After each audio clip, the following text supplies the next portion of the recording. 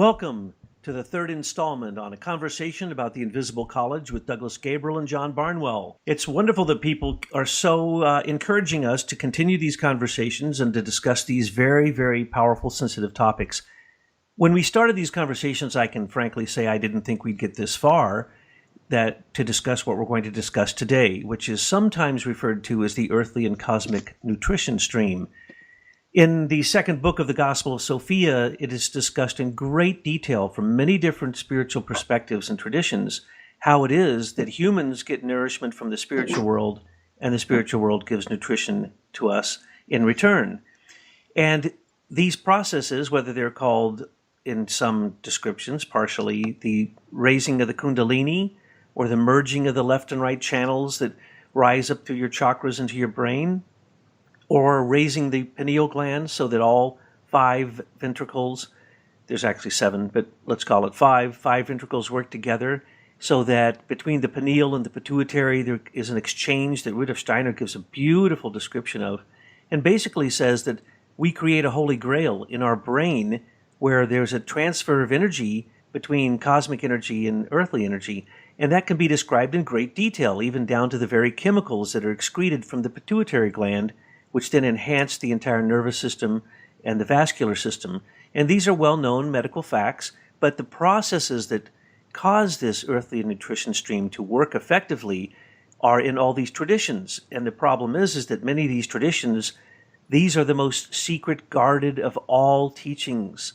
And so esoteric anatomy, occult anatomy it's sometimes called, very sensitive topics. You don't want to give the secrets to people who are going to misuse them. But there are secrets that can enhance the ability for the brain to have higher discharge of bioelectric energy. There's exact descriptions we've given of it in Gospel of Sophia, but the point today is to discuss it from a broader perspective. And we haven't mentioned much Rudolf Steiner, so we're going to get a bit into Rudolf Steiner and his views about earthly and cosmic nutrition stream. So John, how would you approach this most incredible topic? Well, thank you, Douglas. I think what we can do is reach back to the tradition of the Grail, and that Rudolf Steiner had indicated that you could see the enchanted castle of the Grail as an imagination of the skull, the human skull, and the mighty sword representing the astral body, which is reflected in the nervous system, and then the blood-stained lance as the etheric body and the blood that carries the warmth in which serves as the vehicle of the human ego. And now, if I would like to share some passages from Rudolf Steiner in his lecture cycle that was published as The Effects of Spiritual Development, in which he gives us some clear concepts to be able to think through these images. Symbolized by the brain situated in the skull, terrestrial man appears like an enchanted being living in a castle. We see our human entity as a being living in a castle. We see our human entity as a being imprisoned behind castle walls. The symbol of this, the shrunken symbol as it were, is our skull. Externally, it appears in the form of a diminutive skull. But when we look at the etheric forces which fashion the skull, then terrestrial man appears to us, in fact, as a being who, within the skull, finds himself imprisoned in this castle. And then, from the rest of the organism, there stream upwards the forces which sustain this being who is imprisoned in the skull, as in a fortified castle. The forces are directed upwards. First, the force which comes from the instrument of the human astral body, an instrument which extends through the organism. Everything that inspires man and lends him strength and energy streams through the nerve fibers. In terrestrial man, all this is united and appears as the mighty sword which he has forged for himself on earth. Then the forces of the blood stream upwards, We gradually feel them, we come to recognize them, and they appear as that which in reality wounds the brain man lying in the enchanted castle of the skull. The forces which in the etheric body stream upwards towards the terrestrial man lying in the enchanted castle of the brain are like the blood-stained lance. And then we realize that we are able to observe everything that is permitted to stream towards the noblest part of the brain. Until now, we did not have the slightest suspicion of this. No matter how much animal flesh a man may eat, it is of no value for a certain part of his brain. It is simply ballast. Other organs may be nourished by it, but the etheric body of the brain immediately rejects all that comes from the animal kingdom. Indeed, from one part of the brain, from one small important part of the brain, the etheric body rejects all that comes from the plant kingdom and tolerates only the mineral extract there in the vital portion of the brain. It unites this mineral extract with the purest radiations entering through the sense organs, the purest elements in light, sound, and warmth. Here come in contact with the most refined products of the mineral kingdom. The noblest part of the brain is nourished by this union of the most delicate sense impressions with the most refined mineral products. The etheric body selects from the noblest part of the human brain all that comes from the plant and animal kingdoms. All the substances that man absorbs as food are directed toward the brain. But the brain also has less noble parts. These are nourished by everything that is carried up to the brain, and which also provides sustenance for the whole organism. It is only the noblest part of the brain that must be nourished by the most perfect union of sensory perceptions and the finest mineral extract. We thus learn to recognize a wonderful cosmic relationship between man and the rest of the cosmos. We here perceive, as it were, a region where we are shown how human thought, through the instrument of the nervous system in the service of the astral body, forges the sword which lends man strength on earth. There we become acquainted with all that is mingled with the blood, and which to a certain extent contributes to the death of all that is most noble in the brain. And this noblest element in the brain is continually sustained by the union of the most delicate sense perceptions with the purest products of the mineral kingdom. And then, during sleep, when thought is not using the brain, there streams toward the brain the products which have been formed in the lower organs of man from the plant and animal kingdoms. You can't beat Rudolf Steiner. And that is a fantastic selection to choose. Matter of fact, I had forgotten about that one altogether. And it shows that in religions or in mythology or in our modern mystery initiation wisdom of Rudolf Steiner, things do need to be put into a living imagination. Because you can take the pieces of everything that you just said. We can talk about the way phosphate does that.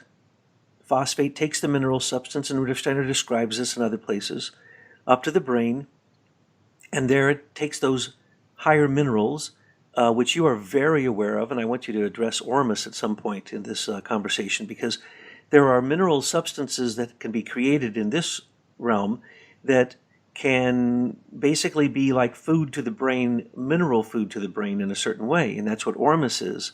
A great deal of experimentation has been done with it, showing that it brings the brain into the proper brainwave modality for all the brain waves to become synchronized. And these substances, higher gold, like white gold, palladium, cesium, yttrium, and all the other ones that John could describe to you in very great detail, those elements create a type of connectivity in the brain that enhances its capacities. These things are well known in science. And in Volume 2 of Gospel of Sophia, we discuss many of these and tell you exactly how you can envision this from multiple ways. But the Grail is beautiful. In another description, Rudolf Steiner says that the Grail can be imagined as the working together of in the fourth ventricle of the brain, the corpus quadragemini, and on top of which is a cube that's been divided into 8 parts, and on top of it sits the pineal gland. And when the flow from the cerebellum and the cerebral spinal fluid causes an electrical charge through its flow, the pineal gland stands upright. Otherwise, it lies down. So the image of the man lying down is literally the pineal gland. And when it lies down, it clogs the flow of cerebral spinal fluid from the lower 2 sources at the base of the cerebellum. So when the pineal stands upright, you then have a flow that goes all the way into the 3rd and 4th ventricle, and the 1st and 2nd ventricle, called the lateral ventricles, connect to that. And in that middle spot above the pineal gland, once the pineal gland stands upright, a piezoelectric charge can jump from the pineal to the pituitary through the hypothalamus and through the entire 3rd ventricle, which also stimulates the pons and the tip of all the elements that reach the medulla oblongata, all these things that reach into the midbrain. So in the midbrain, you actually have the Holy Grail being created, according to Rudolf Steiner. And John, that description is just so powerful because it shows not only a true imagination, an imagistic way towards looking at that, but it also points to absolute spiritual scientific fact, which is substantiated by science, but because science doesn't have a cosmology, it can't understand it. We can refer to many, many different things that Rudolf Steiner said, but in terms of the earthly and cosmic nutrition stream. But the book Earth and Man by Karl Koenig probably does the best description of it. It's only a few pages that you get the description. Rudolf Steiner describes this exact physical transformation of substance as a Holy Grail is like a Eucharist service, where the physical is turned into the spiritual, transcendentally. This substance is changed in what he calls the etherization of the blood. And he even refers to the substances that are transformed and how they're transformed as they rise up from the heart, through the throat, through the brow to the crown chakra, and then out beyond that. And he describes this in beautiful words. I don't know anywhere else in Western esoteric cosmology or esoteric occult anatomy that you have descriptions that are this specific. In Tibetan Buddhism, they describe it as the rainbow body, and they describe it in very exact terms that actually link directly to what Rudolf Steiner said. So Rudolf Steiner has connected to all the traditions and gives it in a Western form. And that Western form, of course, is our approach, the spiritual path or the path of spiritual development in the West is generally called the Grail. So it's perfect that you brought that as the central theme that we could talk about today, because the Grail is unending in its ramifications and also in the way it manifests in the human physical body. And they could be directly linked to modern research. For instance, in the brain, when you have a narrative, or what one might call a meme, but not just a meme, one that, well, it conveys an entire meaning like a symbol, but it's a symbol that has unlimited ramifications. If you can create that in the brain, it actually stimulates larger parts of the brain. The larger that meme or that engram or that, they call them phosphenes or narrative networks, those are imagistic, and it doesn't matter what language you say it in. When you have the brain connected to electronics and you are reading it and you ask someone to vision an elephant, it doesn't matter what language it's spoken in, a similar path of a bunch of nerves that look, it's an amazing thing the way that they take these pictures now, because they do them with of course, infrared, as well as the brain scanning techniques that they have that are, actually they're profound. I don't want to get into that, but the point is they're instantaneous. You say the word, they see the image in your brain and all that's connected. But when you use divine or religious words, the largest amount of the brain is used. And so when you have an approach to try to get your pineal gland to stand upright so that you can actually have a true communication in the ventricles of your brain, receiving those minerals that are rising up with the transformation of phosphorus through carbon, oxygen, nitrogen, and hydrogen, They rise up and they go through the chakras. And this is well known in different traditions, but to bring it into a Western perspective is extremely unusual, if not, extremely unique and unusual, because these are usually secrets that people don't talk about. So we have brought these forward in the Gospel of Sophia because we're letting people know when you go into the invisible college, there are spiritual beings that will come to meet you there and help you. So the masters and the angels, the guardian angels, the Mahatmas, the Arahats, whatever name you want to give to them, it doesn't matter. Angels is a general thing for the Western world, but if you go into the invisible college, the angels instruct you there. But if you don't bring them something through the earthly to the cosmic nutrition, then you don't get any cosmic nutrition. And this is the element of morality. If you don't have the fire in the heart to start the transformation with carbon, you can't change elements. And that's what we're doing. We are transforming elements for the future. And hydrogen is the substance, along with phosphorus or phosphates, and that actually keep rising up, just like this sword. But the sword has to also be impregnated with iron and other substances as it goes through the chakras that are above the heart. So the cosmic and earthly nutrition stream, as far as I know, is only described in a Western tradition through Rudolf Steiner and his students. Excellent. Yes. Well, one way in which we can look at it that is easy to understand, perhaps, for an aspirant towards these goals, you can see that the warmth of speech that Rudolf Steiner elsewhere says that the sword is the word, and just as the word was made flesh, so in this lies a deep mystery, in that through the warmth of speech, we bathe the higher centers of the head. So it's can be captured in understanding with the saying of Jesus when he says, "Whenever two or more are gathered, I am in the midst of them."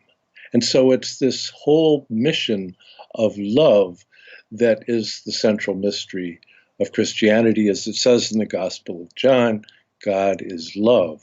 So it's truly a heart mystery in which, as one brings one's consciousness up from the lower chakras, from the realm of fearful kidney thinking, as we move into the 12-fold heart thinking process, this enables us to establish this stream of warmth from the heart to bathe these higher centers of the head.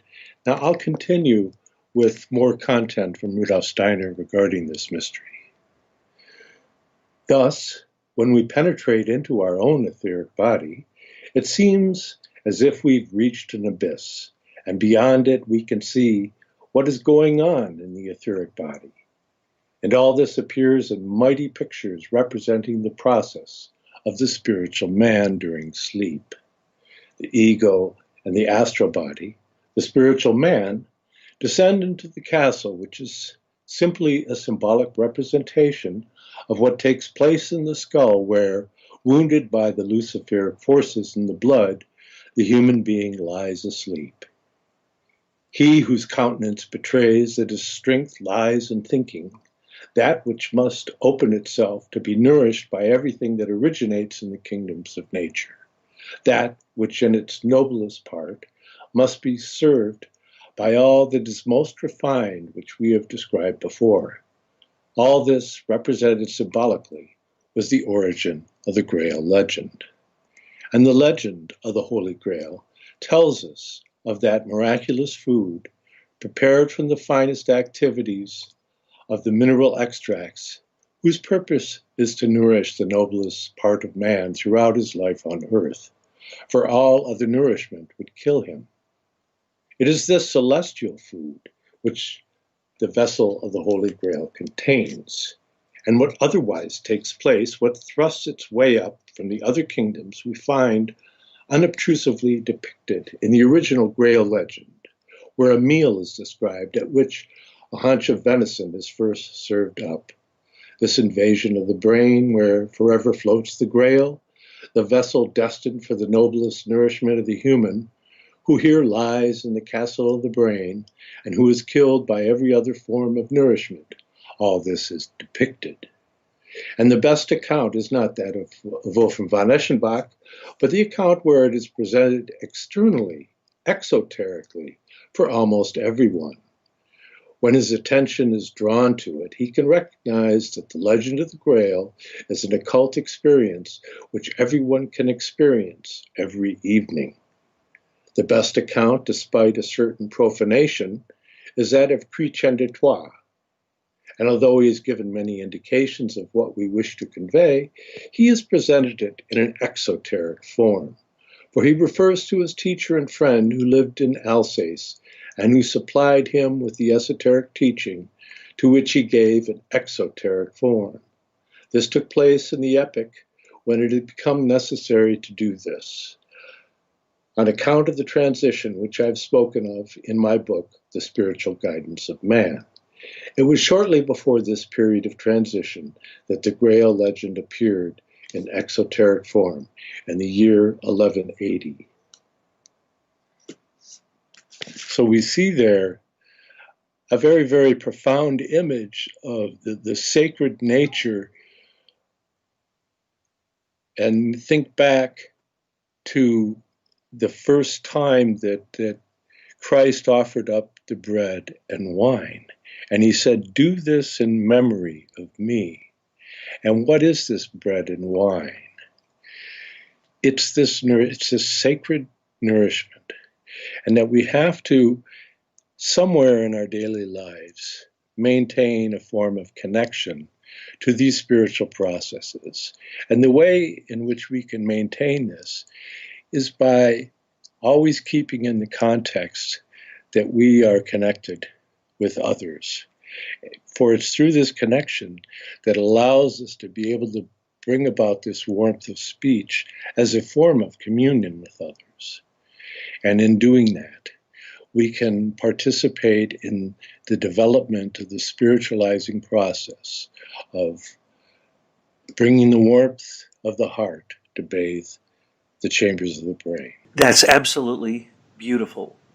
And myself, as kind of a scientific approach to that, in the first quote that you gave of Rudolf Steiner's, he described how you rise up with warmth, light, and sound up to that man that is lying there asleep, and the sword is coming up to wound him, to wake him up, really.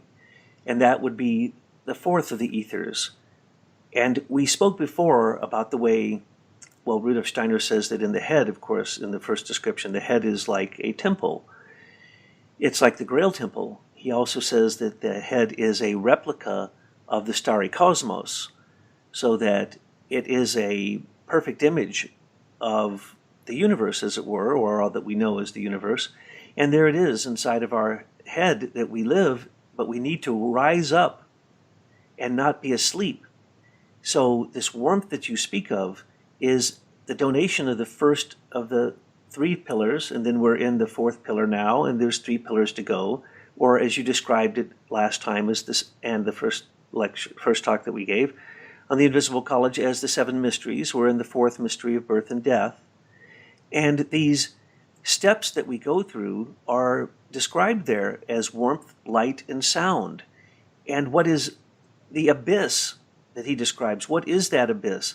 That abyss is when you can look through and actually see the working forces of the etheric world, which manifest generally.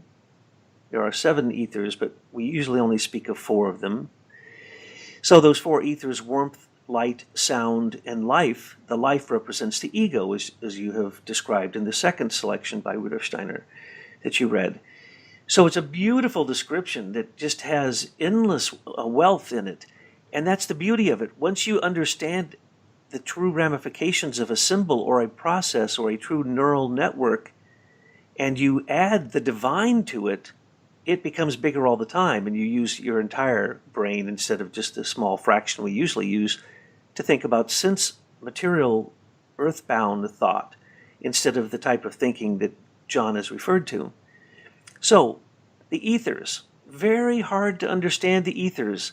The tattvas, they're called in the East, and they're called the magical elements in Greek times and in magic. And you can do nothing in magic without the four elements, but those four elements are animated by the four ethers. So warmth ether, of course, is fire. Light ether, because light works through air, is air. Sound ether, of course, sound works best in water and in fluids. So even the air around us is a type of fluid. So that is sound. And life itself is where ego, the I am, the individual consciousness that is individualized and separate than the world, that is oftentimes referred to as the earth. So fire, air, water, earth. What is the earth? The minerals that we're describing. The ego substance. Rudolf Steiner makes a bizarre, you'd call it a prophecy, but it's not really. It's in connection with his cosmology, which begins at the beginning of time and goes to the end of time, and even before and after that. He describes that the ego, which is the whole intent of all of creation, actually gets its substance of nourishment from the mineral realm, what we would call earth or life ether. So it makes perfectly good sense that all of these things in the image that he gives are so profound that when you say the being rises up from the heart like a sword at the tip, which has the blood, which represents the etherization of the blood, and how it rises up through the chakras into the Grail castle, this is profound imagery that is absolutely in alignment with the true mysteries of spiritual development. So Rudolf Steiner gives many of these descriptions, and each one of them is just equally as profound, especially when he's giving descriptions of the Holy Grail. But this etherization process, he is probably, we'd have to call him the prophet of the etheric. You'd have to call him truly the greatest theorist concerning the ethers. And nowadays, science is based on the ethers. They admit the luminiferous ether. They can't use Einstein without that. There has to be a substance through which light moves. Whether you wish to believe that, like Einstein, that you can measure its motion or not, it doesn't matter. The luminiferous ether is a prerequisite for all Einsteinian. Quantum theory is, of course, based upon multiple ethers. Sometimes they'll say 4 or 5 or 12 or 7, and then it starts to spread out to all the etherons, or they have all these different names. It all is based on the ether.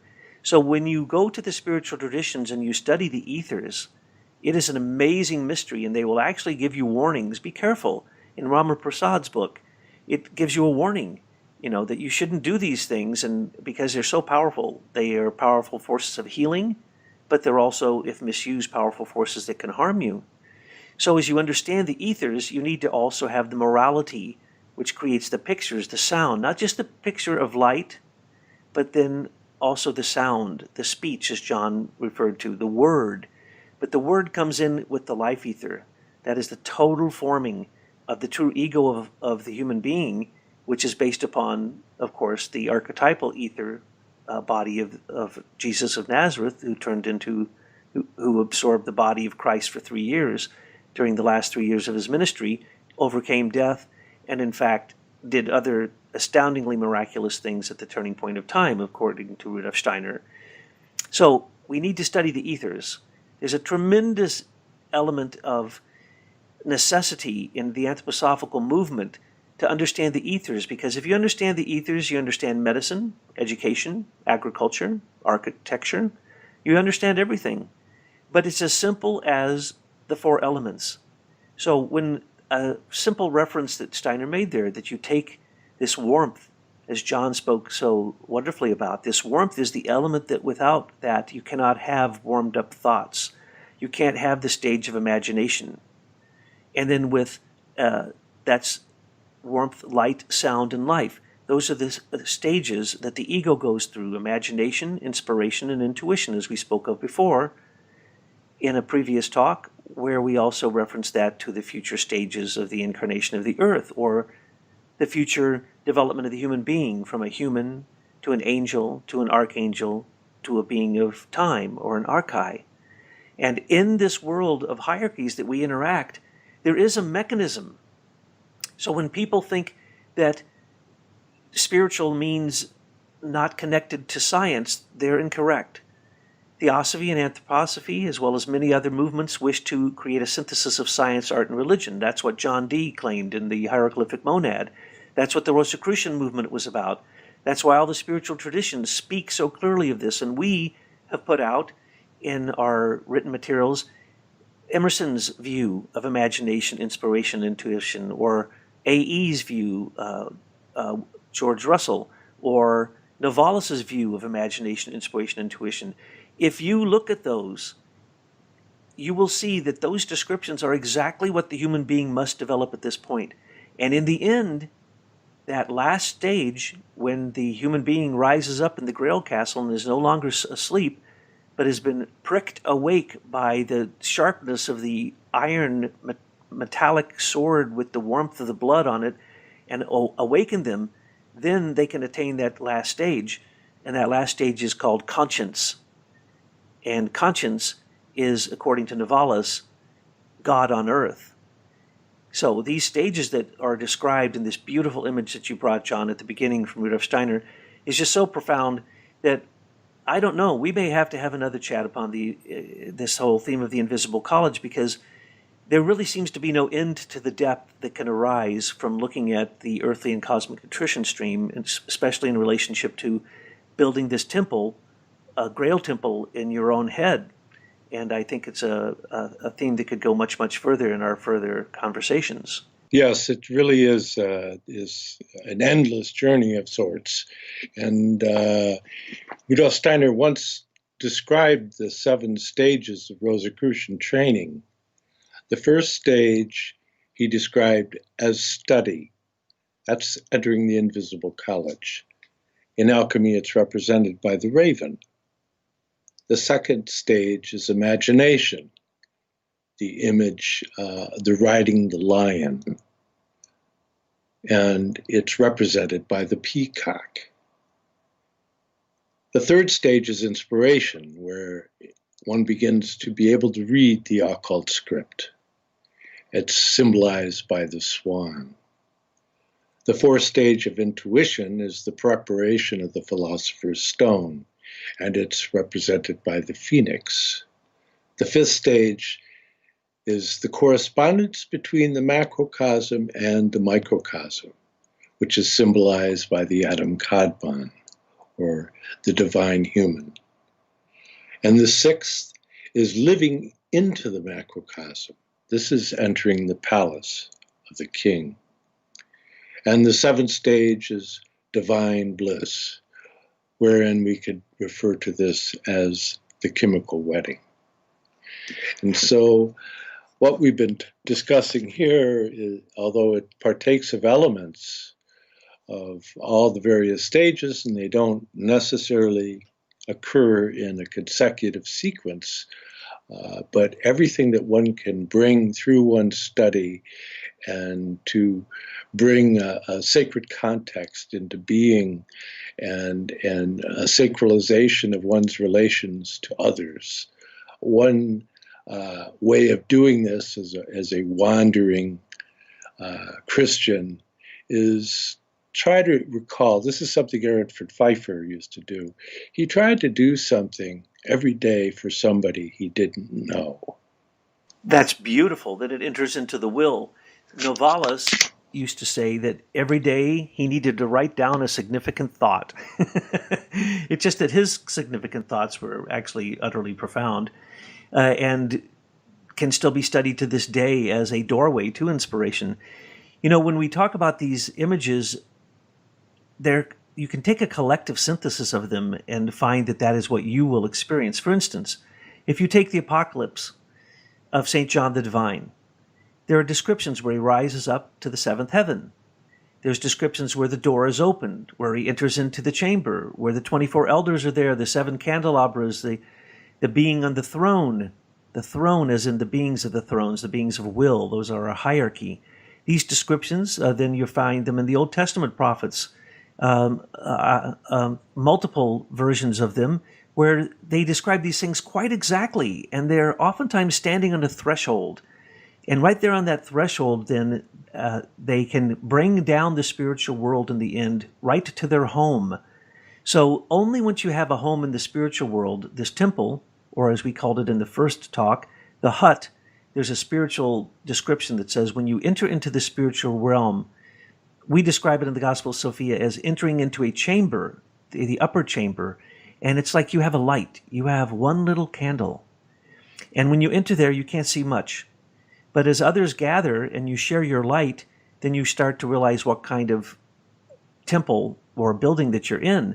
So the invisible college is actually only revealed to you by your own effort, as we've described. This is a reciprocal relationship. And the same thing with whether it's St. John the Divine or Isaiah or Jeremiah, any of the great prophets, anyone who says that they've seen the spiritual world will give a similar description, but in the symbology of their own religion, in the images of what they are used to as describing the archetypes. They're really describing archetypal beings, but those archetypal beings manifest in different ways. But one thing's for sure, it becomes a social process. When you meet one angel, that angel eventually, when you're ready, will introduce you to other angels, and they'll introduce you to archangels. And it's a social process.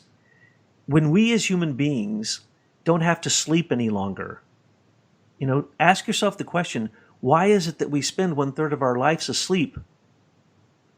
And then when you think about what Rudolf Steiner has told us, some of the greatest mysteries are such things as the following. Rudolf Steiner says that an initiate does not sleep at night for knowing of the suffering of the world. And an initiate brings the dreaming life into the daytime and the awake life into the nighttime. So you become, and oftentimes spiritual beings on this plane sleep less and less the more spiritual they become. Because when you can be awake 24/7, and when your thoughts can feed the spiritual world and they can instantaneously feed you back instead of having to go into sleep, as Rudolf Steiner describes in that second description, that we only get this nourishment when we somewhat surrender ourselves to be a spiritual being and no longer awake in the physical world, then we get this nourishment. Well, that's the way that it works. So the question is, can you go into the spiritual world on your own while you're awake? And we describe that again and again as the guardian of the threshold. And in Bulwer Lytton's description in Zanoni is a description of the threshold. But in Steiner's book, The Secrets of the Threshold, is by far one of the best descriptions of what happens when you meet that guardian. And when you do meet the guardian as you're trying to go to sleep, here's a task for you. Try to watch the moment that you go to sleep. You can't. You cannot be awake at the moment that you go to sleep. And so before you go to sleep, what do you have to do? You have to work with the 3 lower bodies that have been described in different ways here today even.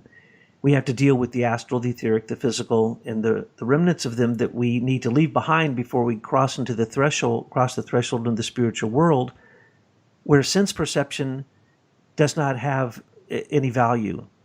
You have to have moral perception. You have to think about your relationship of love, as John has described this, and how wisdom is throughout. Love is filled with wisdom, and the whole world is filled with wisdom. And our job is to bring love in through a process of freedom, that we love freely. We cannot be compelled as a human being to love anything. But once we have the wisdom to understand what everything is, then we would love it all. And this is the whole process of redemption of the 3 lower beings, the 3 parts of yourself, sometimes called the doppelgangers, or your doubles. They'll face you as you meet the guardian of the threshold. It's been described in the Tibetan Book of the Dead, the Egyptian Book of the Dead, as you die. But that's also every time that you sleep. You have the chance to go into the Grail Castle, as Rudolf Steiner says, every single night. And there you can either wake up the king of the Grail Castle, or the king of the Grail Castle will continue to sleep. That's because as we go into those realms, we either have moral force in those realms or we sleep through those realms.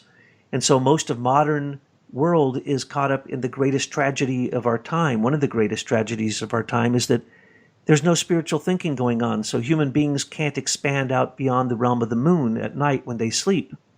They can't go to the realm of Venus, to the realm of Mercury, let alone to their home. the mother sun, the mother lodge of humanity, which we've described before, the true invisible college, the realm of Shambhala. They can't get past the realm of the moon. They're caught up in their desires. So they can't wake up. The Grail King cannot wake up, and they can't even raise that sword up from the heart into the realm above, to the throat chakra, to the brow chakra, to the crown chakra. They can't do that because, first off, they probably don't have a cosmology that lets them understand that that's possible. Second off, they don't know the mechanisms, and there are mechanisms to spiritual development. You can't make them work because you know it, but it does at least create a cosmology, a backdrop, so that when they happen, you can say, oh, well, that's what happened to me. As we pointed out before, people have been going into the invisible college, into the halls of wisdom all their life, but they just didn't know that's what it was. Once they become conscious of that, they can hopefully even ask questions and interact and have a dialogue and receive nourishment through the earthly and cosmic nutrition stream. So it's the ethers that will help you through understanding the earthly and cosmic nutrition stream, but it's the images. For instance, if you simply witness the Eucharist, the Catholic Eucharist, Steiner said you can witness the Grail in that moment. Not because necessarily the priest is holy or the anything is whatever. It's just because you yourself, it reminds you of your own inner personal initiation that happens every night when you sleep. So I'm so glad that you've brought those particular quotes of Steiner. I didn't know you were going to do that, but they certainly are the most apropos thing for us to address in this big question, John. Yes, and perhaps in closing, I can share this short passage from Rudolf Steiner from Cosmic and Human Metamorphosis. The kingdom of Christ Jesus is not of this world, but it must work in this world, and the human souls must be instruments of the kingdom that is not of this world. From this point of view, we must consider the fact of how few today have asked themselves the question, which, as regards individual acts, as well as events, must be put to the Christ. Humanity must, however, learn to ask of him. How is that to come about? It can only be possible if we learn his language. Anyone who comprehends the deeper purpose of our spiritual science realizes that it not only gives out a theoretical knowledge about different problems of humanity, the principles of human nature, reincarnation, and karma, but that it contains a quite special language, that it has a particular way of expressing itself about spiritual things. The fact that through spiritual science, we learn to hold inner converse with the spiritual world and thought is much more important than the mere acquiring of theoretical thoughts. For Christ is with us always, even to the end of the earth epochs. We must learn his language. By means of the language, no matter how abstract it may seem, in which we hear of Saturn, Sun, Moon, Earth, and of the different periods and ages of the Earth, and of the many other secrets of evolution, we teach ourselves a language in which we can frame out the questions we can put to Christ and the spiritual world. When we really learn inwardly to speak the language of this spiritual world, the result will be that Christ will stand by us and give us the answers himself. This is the attitude that our work in spiritual science should bring in us, as a sentiment, a feeling. Why do we occupy ourselves with spiritual science? It is as though we were learning the vocabulary of the language with which we could approach the Christ.